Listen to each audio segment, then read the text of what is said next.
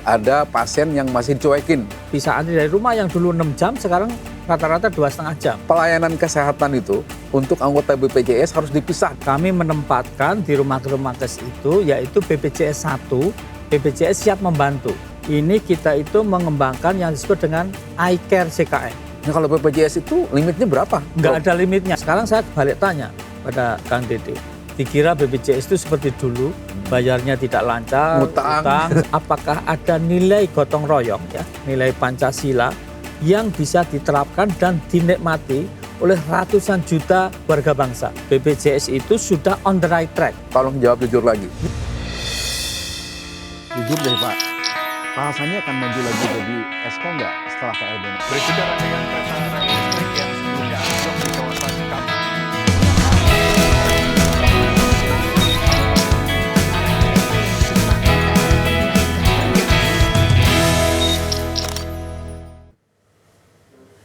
Good people, ada ungkapan orang miskin nggak boleh sakit. Tapi maaf, ungkapan itu sekarang boleh dibilang tidak berlaku lagi. Karena sekarang ada BPJS Kesehatan yang siap melayani siapapun warga negara Republik Indonesia ini. Dan untuk tahu bagaimana BPJS Kesehatan memberikan pelayanan, inovasi-inovasinya, dan pengembangannya ke depan, sudah bersama saya saat ini, Direktur Utama BPJS Kesehatan, Profesor Ali Gufron Mukti, yang akan menjelaskan bagaimana beliau memimpin BPJS Kesehatan seperti sekarang ini dan inovasinya ke depan. Apa kabar, Prof? Kabar baik, Kang Dede. Gimana? Alhamdulillah ketemu Sehat? lagi nih dengan Prof. Alhamdulillah. Saya bisa ketemu lagi Prof Gufron ya. Iya, setelah siap. terakhir datang ke NET 7 tahun lalu, Pak ya. Tahun 2014, Iya. 9 tahun lalu. Ya, hampir 10 tahun yang lalu. Hampir 10 tahun lalu, lama sekali. Tapi saya juga berkali-kali kan ikut acara Siap. BPJS Kesehatan di mana saya melihat perkembangannya cukup progresif. Siap. Salah satunya saya melihat banyak inovasi yang dilakukan oleh profesor dan jajaran di BPJS Kesehatan. Tapi saya ingin nanya personal dulu, Prof. Ya. Boleh ya? Siap. Prof ini kan sebelum jadi dirut BPJS Ya. pernah menjabat banyak jabatan. Jabatan wamen pernah, bahkan PLT Menteri juga pernah. Mana sih Prof yang paling enak menurut Prof? Bukan enak dalam artian gajinya ya, tapi dalam artian memberikan pelayanan kepada masyarakat. Iya, memang semuanya itu punya kelebihan kekurangan masing-masing ya. Tapi yang jelas saya sekarang sedang di BPJS sebagai dirut dan sangat concern untuk bagaimana memperbaiki pelayanan BPJS. Ini kan Prof selalu terbersit bahwa BPJS itu terkait dengan soal layanannya gitu kan. Nah, kalau boleh saya tahu sekarang ini layanannya seperti apa sih? Saya maaf ya, saya kan punya sopir, saya Siap. punya pembantu. Saya tanya, sekarang katanya jauh lebih enak memakai BPJS Kesehatan. Saya Benar kira itu masyarakat juga beberapa pihak menyatakan seperti itu. Apa rahasia itu, Dok? Nah, rahasianya itu begini. Kita bersyukur kepada Tuhan yang telah memberikan sekarang ini kita tidak lagi defisit. Dengan tidak lagi defisit itu kita memberikan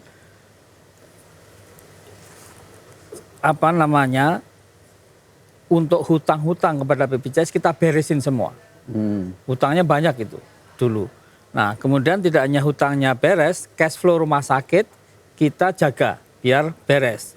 Cash flow rumah sakit, kemudian kita berikan uang muka kepada rumah sakit. Lalu kemudian bersama Kementerian Kesehatan kita naikkan tarifnya. Gitu, sehingga yang harus dipasang di tempat-tempat strategis di rumah sakit yang mudah dibaca oleh peserta. Begitu.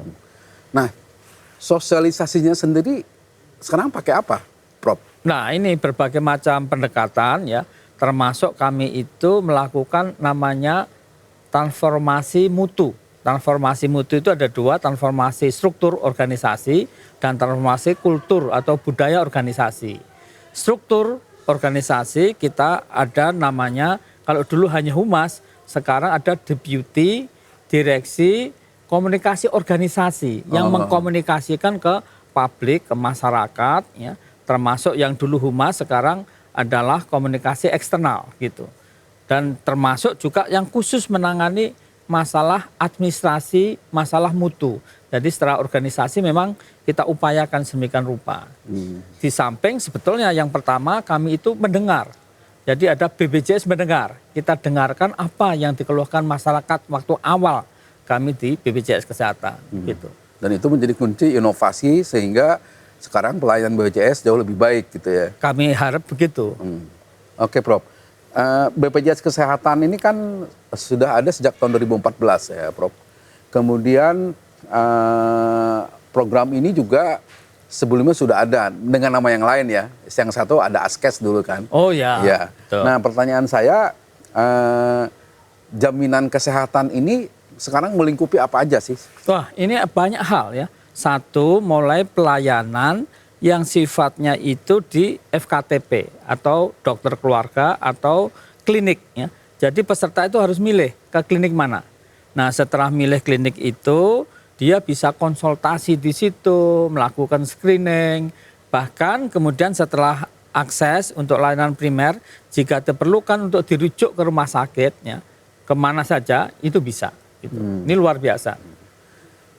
Prof, maaf nih, program ini namanya jujur-jujuran. Oh siap, kita harus jujur. Nih, harus jujur nih Prof. Iya, dan apakah masih ada laporan ya, kepada BPJS Kesehatan Ya. atau keluhan ya, dari masyarakat ya. ada pasien yang masih dicuekin ketika Dicuekin. berobat ke rumah sakit? Oh, Katanya seperti itu iya, iya. pernah terjadi itu. Ada, Masih ada sampai masih sekarang? ada ya. Tetapi sudah jauh berkurang dibanding katakanlah 3 tahun sebelum ini dan lain sebagainya. Sudah jauh berkurang. Apa yang membuat itu jauh berkurang, Prof? Iya, karena Apa karena maaf iya, tunggakan bayarannya sekarang Lancar. oleh BPJS Kesehatan lancar ke rumah sakit? antara lain itu, tetapi tidak berhenti di situ. Kami lakukan transformasi tadi, transformasi mutu itu. Jadi sekarang antri itu bisa dari rumah. Tidak hanya antri dari Online rumah. ya? Iya, Sudah online. digital juga gitu Bisa ya? dari warung kopi, bisa bahkan pakai KTP saja bisa. Apa nggak mudah? Jadi kita itu melakukan transformasi mutu yang ukurannya 3. Mudah, cepat, dan setara. Setara itu tidak diskriminasi gitu. Jadi dengan demikian cepat ya, contohnya itu ya itu bisa antri dari rumah yang dulu 6 jam sekarang rata-rata 2,5 jam. Yang mudah contohnya nggak minta fotokopi. Jadi dan dengan KTP saja bisa dari seluruh Indonesia gitu. Lalu Prof, yang saya tahu kan juga BPJS Kesehatan selalu meningkatkan upaya pelayanan kepada masyarakat. Betul. Nah, urgensinya ini semakin dilakukan, Ya. ini apa? Nah, seperti tadi bahwa konsepnya ini adalah gotong royong. Gotong royong yang kaya membantu yang miskin, yang sehat membantu yang sakit, yang muda membantu yang tua, dan uang ini adalah miliknya peserta.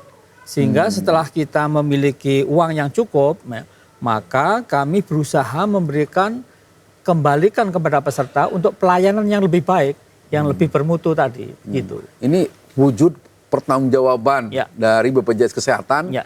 kepada masyarakat yang selama ini konsisten, Ya. yang selama ini rajin, Ya. yang selama ini sangat peduli membayar iurannya itu gitu ya, Betul. kepada BPJS. Tapi Prof, ini jujur lagi, Ya. mohon dijawab nih. Kenapa sih Prof pelayanan kesehatan itu untuk anggota BPJS harus dipisah di rumah sakit atau di layanan kesehatan lain? Kenapa enggak seperti asuransi lain kan datang ke rumah sakit, daftar, Ya. mau asuransi mau bukan, dilayani seperti sama. Ini sepertinya ada untuk BPJS selalu ada jalur sendiri gitu. Kenapa harus seperti itu? Enggak, jalur sendiri itu mungkin untuk memudahkan ya. Tetapi yang jelas saat ini kami menempatkan di rumah kes itu yaitu BPJS 1, BPJS siap membantu. Artinya kalau ada peserta yang ada masalah, dia bisa kontak ke BPJS 1. Jadi sehingga kita inginkan tadi tidak diskriminasi. Jadi kalau ada peserta yang merasa diskriminasi bisa lapor ke BPJS 1, tapi juga bisa kemudian komplain ke web kita atau ke kantor cabang kita, atau bisa juga call center 165 begitu.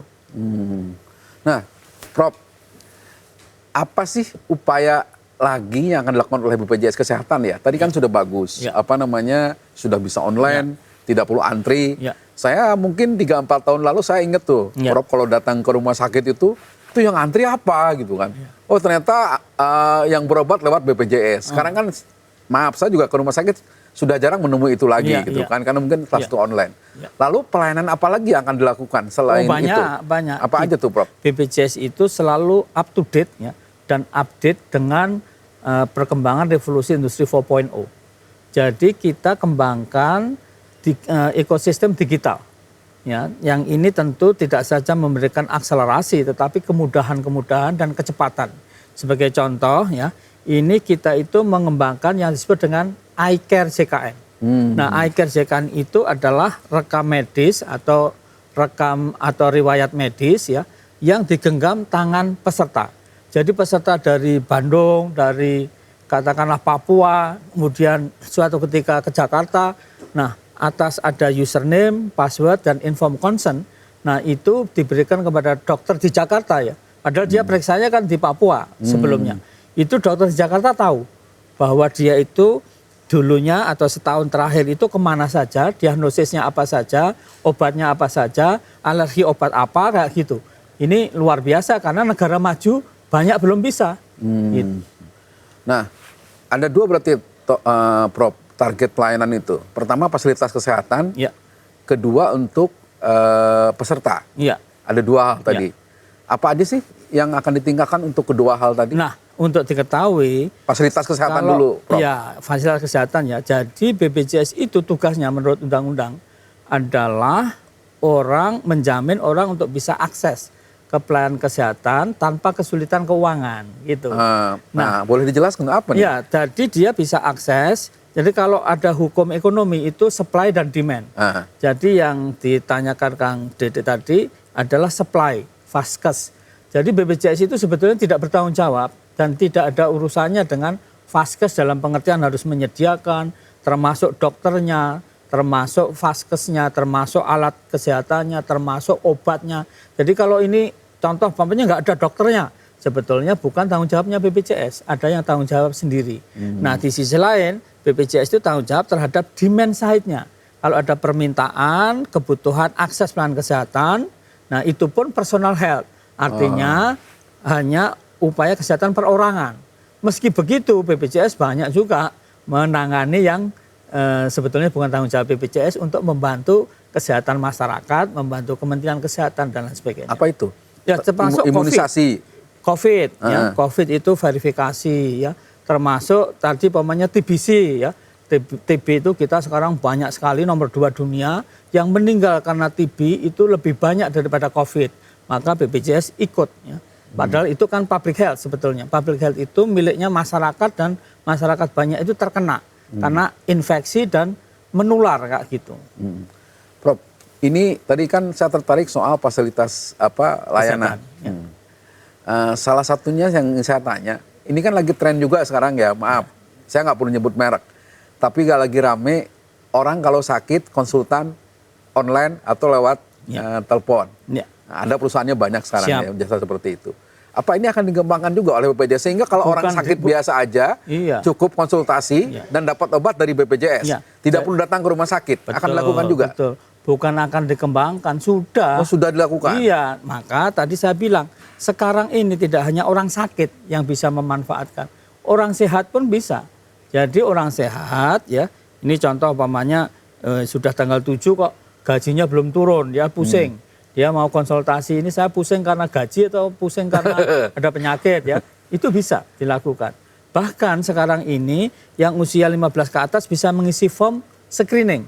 Apakah dia itu bercenderungan untuk penyakit DM, ya, gula, atau kemudian katakanlah hipertensi dan lain sebagainya. Nanti dianjurkan untuk Anda seperti ini harus periksa kayak gitu. Jadi bahkan kita mengembangkan telemedicine. Nah itu Iya, maksud saya. telemedicine untuk katakanlah nggak perlu lagi dia Ya harus kalau ke cuma rumah pusing-pusing, sakit, ya. panas badan, Betul, cukup terutama di memanfaatkan daerah-daerah telemedicine yang ini. jauh ya, ya kayak gitu, di 3T kayak gitu, itu bisa. Dan kita kembangkan. Jadi sekali lagi kita bukan akan ya, tapi sudah. Gitu. Kalau program BPJS keliling, apa bedanya dengan telemedicine ini? BPJS Link. Keliling. Oh, keliling. Itu untuk daerah-daerah 3T ataupun daerah-daerah yang sulit. Nah, kita ada BPJS yang keliling. Jadi bisa daftar di situ, bisa tadi tidak hanya menjadi peserta, tapi tanya apakah sudah cukup uangnya yang dibayarkan atau punya tunggakan atau masalah-masalah lain gitu bisa. Jadi kalau menurut saya ini lompatannya BPJS jauh sekali ya. Jauh sekali. Telemedicine itu berarti lama-lama maaf ya, bisa menyingkirkan perusahaan-perusahaan yang melakukan pelayanan kesehatan secara daring tadi. Enggak, kita bisa kerjasama. Oh, bisa kerjasama. Iya, bisa kerjasama. Tapi dengan asuransi obatnya, tambahan. Ya. Masyarakat mudah juga mengaksesnya. Mudah juga. Jadi sekarang ini kita tentu menyadari public-private partnership. Bagaimana pemerintah dan swasta itu bisa bekerja sama. Tinggal kita cari bentuknya. Ini contoh, umpamanya seseorang ya pegawai negeri umpamanya. Dia dapat kelas 1. Nah, dia kepengen ke VIP. Nah, nanti bisa VIP-nya pihak swasta bisa mengcover begitu. Nah, Prof, kebetulan saya pribadi nih dan di perusahaan saya itu di luar BPJS dan saya bilang kantor saya konsisten dan disiplin bayar iuran BPJS-nya, Prof. Siap. Nah, tapi di sisi lain kantor saya bagus juga. Dia memberikan fasilitas kesehatan non BPJS, asuransi juga. Mantap. Nah, bagaimana sebaiknya masyarakat atau seperti saya pegawai perusahaan ini memanfaatkan dua asuransi itu? Ya, jadi pamannya haknya apa? Contoh asuransinya di perusahaan sini apa? Asuransi kesehatan? Iya, apa? Maksudnya kelas berapa gitu? Saya kebetulan dapat kelas mungkin agak bagusan, kelas A mungkin. Ya, oke. Kelas A atau kelas VIP gitu ya. Nah, bisa dipakai aja kelas VIP, tapi mohon maaf, suatu ketika kena, mohon maaf nih kita tidak inginkan ya, gagal ginjal atau cancer atau yang lain. Saya yakin itu asuransinya ada upper limitnya. Artinya batasan yang tidak bisa di-cover. Nah, BPJS bisa meng-cover sehingga dua asuransi itu bisa dipakai bersama. Nah, kalau BPJS itu limitnya berapa? Enggak ada limitnya, itu masalahnya. Iya. Tapi tergantung berapa dia bayar iurannya per bulan begitu. Ada kelompok seperti itu juga? Enggak begitu ya. Memang yang sektor informal, tapi yang pegawai seperti pegawai perusahaan di sini ya, itu bayarnya 1% dan maksimum 12 juta. Jadi pemberi kerja bayar 4%, pekerja bayar 1%. 1% itu ada maksimumnya yaitu 12 juta. 1% dari 12 juta itu 120.000. Jadi 120.000 itu haknya ya Kang Dede punya istri ya 1 tentunya ya, anak 3 ya, itu 5 kan. Jadi 5 orang 120.000. Jadi 120.000 dibagi 5 ya kira-kira nggak sampai 25. Jadi dengan bayaran yang sedemikian murah dapat fasilitas sebaik ini. Tidak terbatas. Nah, asal sesuai indikasi medis dan prosedurnya itu sesuai gitu. Nah, jujur lagi nih Prof. Gufron. Iya. Dengan peningkatan kemampuan BPJS seperti ini maaf saya tahu juga lah BPJS sekarang punya kekayaan hampir 150 triliun ya kalau saya buka ya. Terus dengan perkembangan seperti tadi fasilitas layanan seperti itu, masih banyak nggak rumah sakit yang masih mempersulit atau tidak mau bahkan kerjasama dengan BPJS Kesehatan? Ada yang masih memiliki persepsi lama. Dikira BPJS itu seperti dulu, bayarnya tidak lancar, utang dan segala macam. Tapi ya bagus-bagus saja kalau seperti itu. Karena apa? BPJS jadi tidak membayar banyak gitu. Sehingga kalau masyarakat nggak tahu, sebetulnya ada sisi baiknya ya. Sehingga masyarakat nggak pakai, ya. Cuman pakai perusahaan saja. Tetapi sebetulnya BPJS ini karena kepercayaan masyarakat yang luar biasa tahun ini untuk bayar ke Vaskes itu, fasilitas pelayanan kesehatan, kami tambahannya saja ya sekitar 30 triliun. Belum pernah terjadi dalam sejarah BPJS bayar tambahannya 30 triliun karena kepercayaan yang meningkat tadi. Jadi nggak ada alasan berarti rumah sakit kalau menolak melayani masyarakat anggota BPJS ada, karena begini, hampir banyak rumah sakit itu sekitar 70-90% lebih pasiennya itu pasien BPJS. Bisa dicek di mana-mana. Nah ini saya sebagai anggota nih Prof. Saya jujur nih karena ada tadi fasilitas kesehatan itu pernah pakai BPJS tapi lebih sering pakai fasilitas asuransi kantor. Udah bagus itu. Nah pertanyaan saya, kalau misalnya kita rajin bayar tidak pernah telat, apakah satu saat akan terjadi nggak konsep asuransinya tuh di BPJS berkembang seperti asuransi yang non BPJS sekarang yang ada. Jadi kita membayar premi, Ya. sebagian jadi tabungan, sebagian di layanan kesehatan. Mungkin nggak ke depan seperti itu. Jadi kita itu investasi juga di BPJS. Akan seperti itu nggak BPJS ke depan? Atau undang-undang tidak boleh? Oleh undang-undang tidak boleh. Oh, tidak seperti boleh. itu. Jadi kita paket manfaatnya adalah manfaat orang untuk akses ke dalam pelayanan kesehatan tadi yang bermutu tadi. Jadi seperti itu. Jadi kita bukan gabungan dengan investasi lalu uangnya tambah-tambah gitu ya. Makin lama makin besar kayak gitu, tidak seperti itu. Oke. Dan satu hal sih Prof, menurut saya, maaf ya, mungkin PR buat Prof Siap. dan jajaran nih di BPJS. Image BPJS adalah fasilitas kesehatan buat rakyat menengah ke bawah, Ya. mungkin harus diubah. Ya. Atau memang dibiarkan begitu aja? Oh bukan, kami sekarang justru sekarang itu sama Kang Dede ini juga untuk menjelaskan. Karena kalau kita lihat segmen pasar Net TV ini kan ya menengah atas lah. Tetapi sekali lagi sebetulnya kalau banyak yang nggak tahu itu juga baik-baik saja untuk BPJS. Tapi kami tidak begitu. Kami ingin komit bahwa ini adalah bentuk gotong royong. Sekarang saya balik tanya pada Kang Dede, apakah ada nilai gotong royong ya, nilai Pancasila yang bisa diterapkan dan dinikmati oleh ratusan juta warga bangsa selain JKN? Coba nyari. Tidak banyak. Tidak banyak. Bukan tidak banyak, kalau banyak kan ada. Sebutkan aja satu. BPJS menurut saya, BPJS Kesehatan ini. Selain BPJS, selain BPJS Ya, Kesehatan. selain BPJS Kesehatan apa ya? Asuransi kecelakaan kan kalau nggak celaka nggak dapat gitu kan. Nggak dapat. Iya. Menurut saya nggak ada sih, Iya. Prof. Ya itu. Nanti tadi tertarik Prof ngomongin soal anak muda. Iya. Dan saya tahu Iya. sekarang banyak sosialisasi, Iya. banyak program BPJS yang Iya. menyasar anak muda. Iya. Pertanyaan saya, Iya. tolong jawab jujur lagi. Iya. Apakah memang karena anak muda jarang mau pakai BPJS selama ini? Iya, selama ini anak muda itu umumnya sehat-sehat ya. Iya, pasti. Dan itu bagus. Beda dengan seumuran saya, Prof. Iya, bagus. Karena udah lama dipakai ya. Rusak-rusak dikit, kurang-kurang dikit ya. Oke. Tetapi sekali lagi BPJS sekarang berkonsentrasi pada promosi, prevensi. Prevensi itu pencegahan. Untuk bisa screening, konsultasi, berolahraga yang bagus. Kemudian katakanlah mereka bisa memperbaiki pola hidup, pola makan ya, dan lain sebagainya begitu untuk bisa menjaga kesehatannya agar tidak jatuh sakit gitu. Jadi kampanyenya ke anak muda lebih ke bagaimana hidup sehat gitu ya Iya. BPJS. Dan termasuk screening tadi, dia bisa mengisi form juga, nanti kita dorong untuk dia track ya. Karena sekarang, mohon maaf, banyak anak muda yang nggak bisa menjaga kesehatannya, kena jantung. Bahkan kemarin saya barusan dari Balikpapan masih muda kena gagal ginjal kayak gitu. Oke, artinya anak muda Ya. silahkan pakai BPJS, gitu Silakan. kan? Silakan Ya, kan. bahkan Kelompok menengah ke atas silahkan pakai BPJS. Betul, menjaga tidak jatuh sakit ya. Ya, tapi itu haknya ya sekali lagi. Ya yang penting BPJS menyampaikan, memberitahu kalau mereka nggak pakai ya.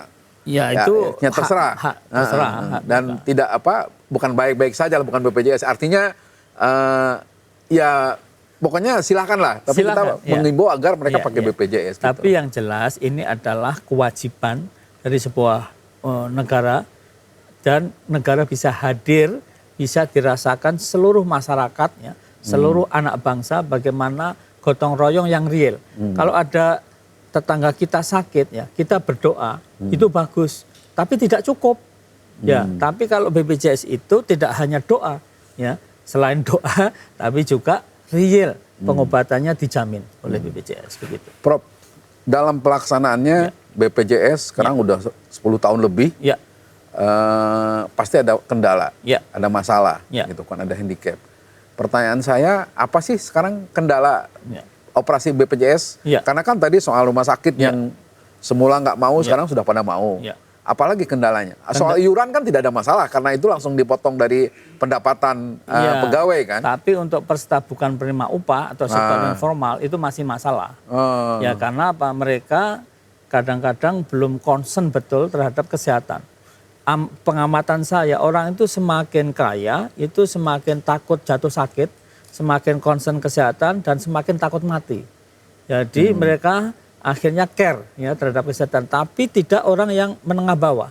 Menengah bawah itu umumnya kesehatan itu belum menjadi sesuatu yang amat penting. Padahal untuk dia bisa survive, itu harus sehat. Kalau nggak sehat bagaimana?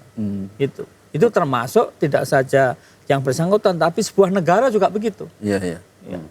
Kan ada target yang namanya universal head coverage ya, Betul. BPJS. Jaminan menyeluruh. Nah, bagaimana tuh Prof sampai ke target ini? Iya, jadi tahun 2024 menurut RPJMN kita itu harus mencapai 98% dari seluruh penduduk. Kalau kita baca Lancet, ya, itu suatu jurnal yang international peer review journal, ya. Artinya jurnal yang direview oleh kalangan internasional, ya, itu atau contohnya Scopus dan lain-lain. Itu kita lihat di Jerman awal yang dikembangkan Otto von Bismarck dengan asuransi contributory, ya. Kalau di Inggris itu bukan contributory tapi tax base, ya. Nah, dipotong gitu saja. Kalau ini ngumpulin duit, kita ngumpulin dari sekian ke sekian, dari kantor ke kantor kita kumpulin gitu. Itu di Jerman sejak tahun 1883. Mencapai seluruh penduduknya itu perlu waktu 100 tahun lebih, jadi 118 tahun. Di Belgia itu 100 tahun lebih. Nah, kita lihat yang paling cepat itu di Korea, 12 tahun.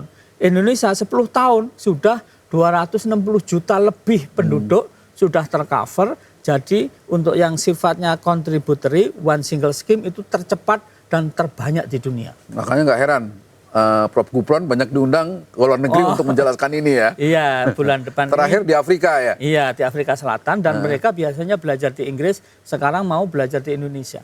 Tidak hanya di situ, ya tentu negara tangga kita seperti Malaysia kemarin minta diskusi khusus ya tentang screening BPJS, gimana melakukan screening. Termasuk mereka kepengen ada contributory, tidak hanya tax base. Tidak hanya di situ, ya 2 minggu lagi kami akan ke New York di PBB ya, atau side meeting PBB untuk menjelaskan tentang universal coverage. Prof, ini mohon dijawab jujur juga. Agak ini sih Prof, ini pertanyaannya. Selama ini kan yang memayungi BPJS Kesehatan itu adalah undang-undang. Ya. Menurut Prof, Ya. ini sudah cukup? Atau saya dengar kemarin kan sempat juga ada isu atau apalah gitu ya, Ya. katanya akan bukan digabung ya di ini dengan Kementerian Kesehatan seperti ya. itu. Nah, Bagaimana ini Prof orang melihat ini? banyak yang tidak tahu. Jadi BPJS itu bertanggung jawab langsung ke Presiden. Jadi bukan di bawahnya Kementerian Kesehatan. Dan BPJS itu memang uangnya itu uang peserta yang dititipkan. Tapi memang ada yang dari APBN itu amanat undang-undang untuk orang miskin.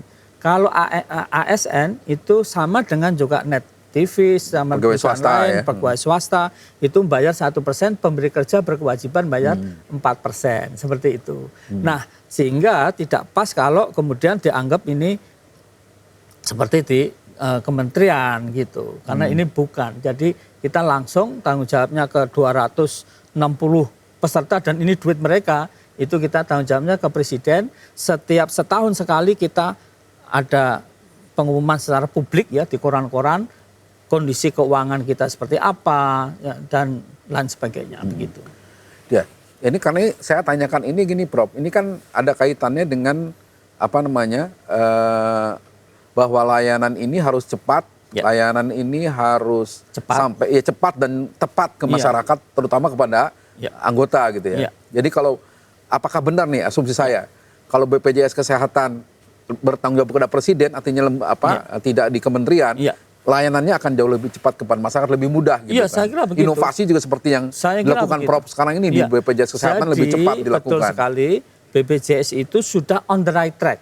Kalau dirubah jangan merubah yang mendasar ya.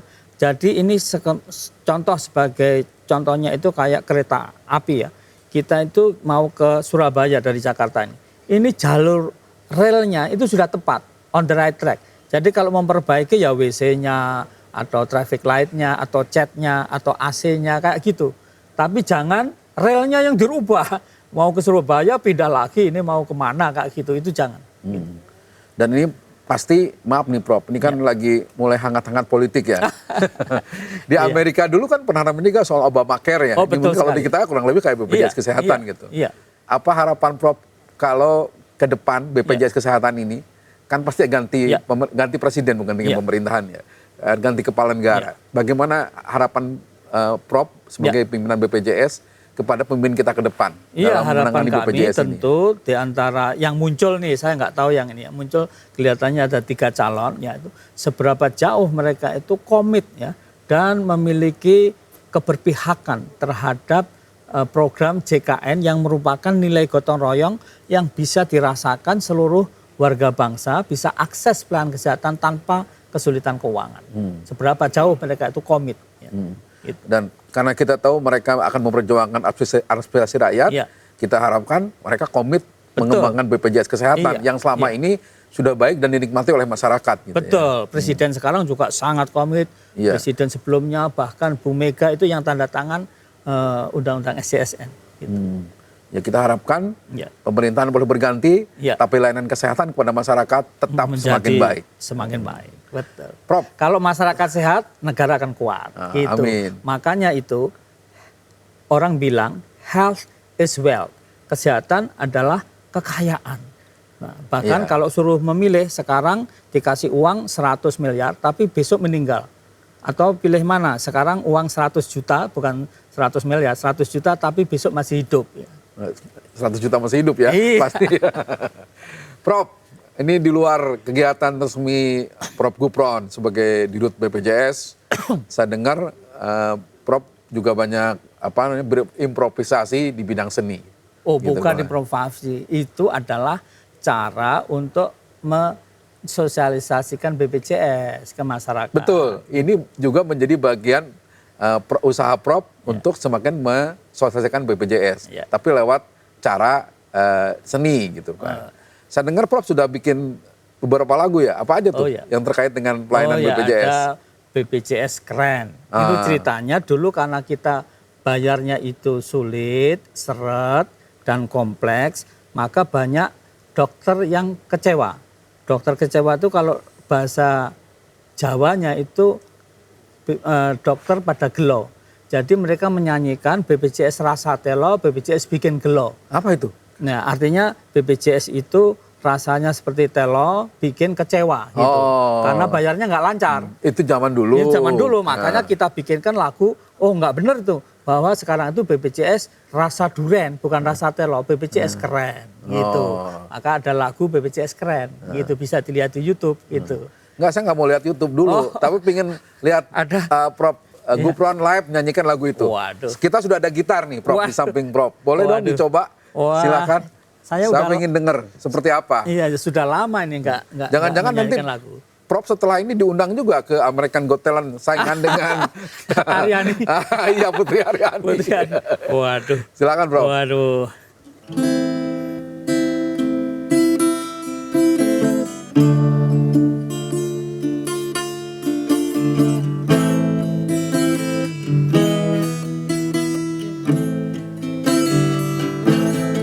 BPJS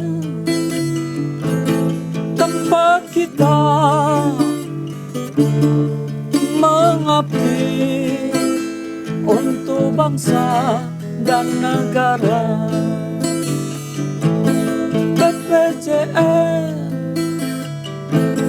dengan gotong royong semua menjadi ketolong. Ini yang jadi yang judulnya apa, Prof? Rasa telong. Oh, ini yang BPJS keren. Mari kita rubah jadi rasa duren. Biar BPJS makin keren. Mantap, Prof. Ternyata Prof ini inovasinya selain di BPJS bisa ditelurkan juga di hobinya bermusik dan bernyanyi ya. Oh, enggak, ini sosialisasi karena BPJS itu kalau mengundang profesional bayarnya mahal. Oh. Akhirnya ya kita profesi sendiri, ongkos sendiri, nyanyikan sendiri. Oke, Prof. Siap. Terima kasih. Terima kasih, atas Kang informasi, Dede. atas penjelasannya. Banyak insight yang saya dapat. Tentu juga saya pikir ini bermanfaat buat masyarakat. Siap. Mudah-mudahan saya berdoa BPJS semakin bagus pelayanannya kepada masyarakat. Siap. Dan tentu makin dicintai. Ya. Dan kita bersyukur karena kita sudah bisa dibandingkan dengan Amerika dan lain sebagainya, negara-negara maju. Itu yang penting. Kita bukan negara maju, Ya. tapi dari sisi fasilitas ini kita bisa disandingkan, Bandingkan, ya. bahkan tidak kalah dengan negara maju. Siap. Gitu ya. Terima kasih. Makasih Prof. Kang Dery. Gufron. Siap, makasih. Good people, itu tadi perbincangan saya dengan Prof. Ali Gufron Mukti, Direktur Utama BPJS Kesehatan. Kita banyak dapat informasi dari beliau dan kita bersyukur BPJS Kesehatan semakin baik pelayanannya dan kita tentu harapkan tidak berhenti di situ, semakin banyak inovasi, semakin banyak pelayanan sehingga masyarakat, baik masyarakat menengah, masyarakat bawah, dan termasuk masyarakat golongan atas bisa memakai BPJS dengan mudah dan layanan semakin bagus dan kedepannya tidak mungkin masyarakat Indonesia akan menjadi lebih baik kesehatannya berkat menjadi anggota BPJS Kesehatan. Terima kasih, salam.